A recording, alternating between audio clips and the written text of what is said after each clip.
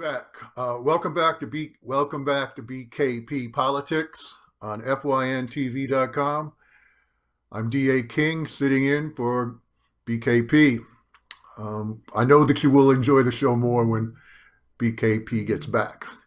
The logo you see is the name of our website and our nonprofit organization. We are a 501c4 nonprofit under IRS rules. The Dustin Inman Society was named after a young man in Woodstock who was killed by an illegal alien in Ellijay, Georgia in the year 2000 on Father's Day weekend. Emily, please put up DA number 8. It's the egg graphic. One of my points on illegal immigration, because I know a lot of people who came here and joined the American family according to American laws, is the fact that illegal immigration is a base insult to those people in the rich tradition of legal immigration. And I hope people don't forget that. And I hope that in conversations, and I hope there are a lot of them, that when you hear the term immigrant and you know the topic is somebody here illegally, that you will speak up and speak up for the legal immigrants who came. Now, not all legal immigrants are going to come as conservative voters. And they're not always going to come to want conservative principles. But if we have invited 1 million people a year here, we should honor that tradition. Personally, so that it's clear, I think 1 million a year, which is what we're doing right now, is way, way too high. When I was growing up, we were bringing in somewhere around 220,000. But I'm 69 years old. We can reduce the number of legal immigrants and insist that all immigration benefit America and American workers and have a higher rate of assimilation without going off the deep end saying that we shouldn't have any immigration. I support immigration myself. I know most people do, but I've heard people very often say that I support legal immigration, and that's it. Well, if you continue to say that, folks, you will forget that the goal is open borders, so that somebody comes and says, look, we're going to let anybody come in without any restrictions anytime they want, then you have effectively said you support open borders. I plead with you to think about the way that you regard immigration in your own head. Would you please put up DA number 18, Emily?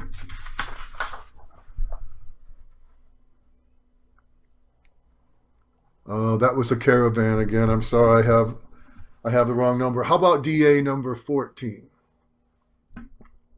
Those are potential Dem voters, folks.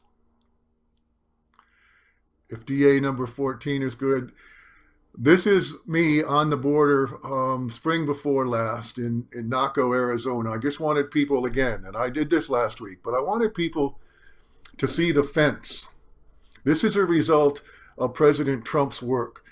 This is not a new fence. This is a replacement fence. But right behind us, behind me and my friends on the border, the other side of that fence is Mexico. And the first, second, third, and fourth times I went there in 2004, 2005, and twice in 2006, that fence was only barbed wire and rickety barbed wire with rotten posts. And in some places they had old railroad ties put up as a vehicle barrier, but in no way did it stop illegal immigration. It didn't stop the transportation of drugs, or it could be explosives and weapons coming over our border, which happens literally every day. So I only wanted to see, you can take it down, Emily. Please put up DA number 17. Excuse me, folks, I have to drink water about every 5 seconds. DA number 17 may take some resizing. So what we will see is one of the statistics that we have on the DustinInmanSociety.org website. And we simply try to illustrate to people that not only is there a cost in the rule of law and American lives in illegal immigration, but there are genuine and very real, serious financial costs to taking care of people who should not even be here. Most people regard it as cheap labor. I assure you that the black market labor is not really as cheap as people think, because the black market labor is working most of the time at an artificially low rate. So if people are making a low wage, a lot of them tend to bunch up in families in houses. They're sharing housing or apartments, but for sure they're not paying all of their own bills. How is the rest of their life subsidized? It's subsidized by us, the American taxpayer. So who benefits from this? Well, the people providing the black market labor are making 5 or 10 times as much as they can in their home country. They certainly benefit. But who really benefits is the illegal employers. The profit margins of the illegal employers go sky high.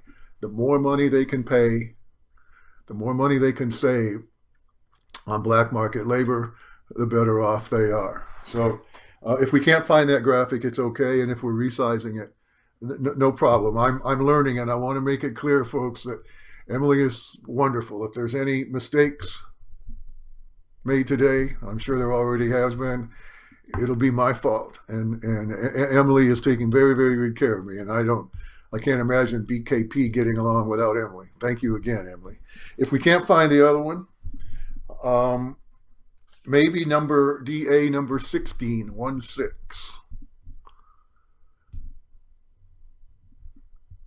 I forgot which one that was. DA 16. A lot of people regard, which way do I need to go here? I'm going this way.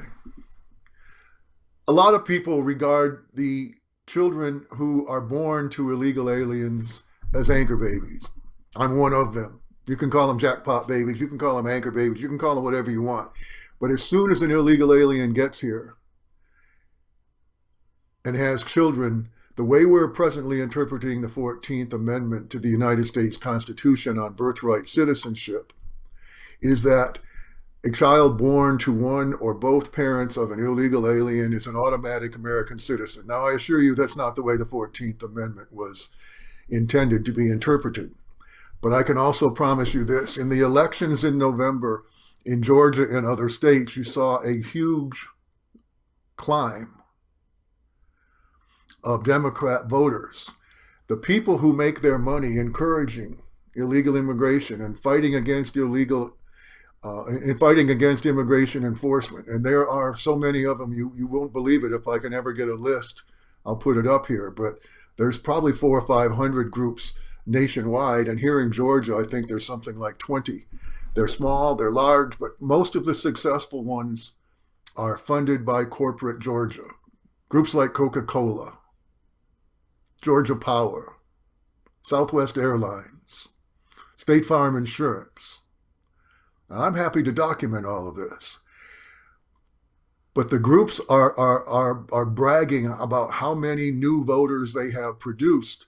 And a large part of that new voter turnout for the Democrat Party are children who were born to illegal aliens 18, 19, and 20 years ago who are now old enough to vote. And I assure you folks that this little meme, people may not like the bold truth, but it is dead on accurate. People born to illegal aliens in this country, when they reach voting age, you can take that down, Emily. Anchor babies do not vote for conservative, pro-enforcement Republicans. And I'm not sure we can ever stop that. I just wanted to make the point. We're close to a break. I've got 5 more minutes. And when we come back from a break, we're going to do some Georgia immigration education. Right now in the Georgia General Assembly, the Gold Dome in Atlanta, controlled by Republicans. Please know, folks, that I am not a Republican. I've been in politics for 20 years as an activist. I am a conservative. I'm extremely pro-enforcement. But I'm not a Republican, and I'm not a Republican because of what I have learned by going to the Georgia Capitol and lobbying. At one time I was a lobbyist, and going to Washington and lobbying, and getting a close-up bird's eye view of what really and truly happens when they make the sausage, so to speak. I just used a term that I used pro-enforcement. And I think it's important to kind of simplify the issue on illegal immigration. You can have all a wide variety of opinions, but I assure you that it comes down to a very, very simple choice. A lot of people, like myself, are pro enforcement on our immigration laws. A lot of people are anti enforcement on our immigration laws. Now, those people are not always on the far left, and they won't always admit to you that they are. There's a lot of anti enforcement Republicans right now, at this very instant, sitting in the Georgia State Senate, in the Georgia State House of Representatives. Could be your guy, could be your female representative. I'm not saying it is. I'm just telling you, until you're down there for years and you watch the subcommittee meetings and the committee meetings, and you know the votes that are never made or never recorded, that you won't really know what's going on. So when we come back from a break, we're going to do in a minute, I'm going to go over a couple of bills that are pending, and we're going to name names, and I'm going to ask you to take action. Because the only way that you can defeat the corporate-funded anti-enforcement lobby, either in Washington or here in Georgia, whether it's in the Capitol or in your own county or city government, is with what the left calls constant pressure. And there has never been a more truism that I have ever learned, that constant pressure is the only tool we have, and it is certainly the most effective tool. Constant pressure from a normal, everyday citizen who goes to work and doesn't go to the Capitol every day involves phone calls and emails and making sure that the person you elected as a Republican, who ran as a conservative and is right now in the Georgia State House or right now in Washington in Congress, is actually voting as a pro-enforcement conservative on immigration. Because if they're not, I can hook it up to pretty much every other issue in this country.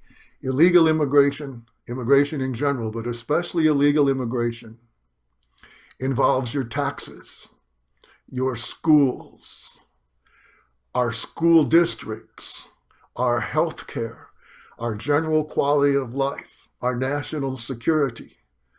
And most importantly, as a conservative, I make it clear that it involves the rule of law upon which this republic was founded. I am extremely serious about this. For people who do not know, I have devoted the last 18 years of my life to this. My wife and I have refinanced our house that I'm sitting in right now 3 separate times. We lived here 37 years and we'll never have it paid for because of the mortgages. I'm not crying, and I'm not trying to moan and say, woe is me.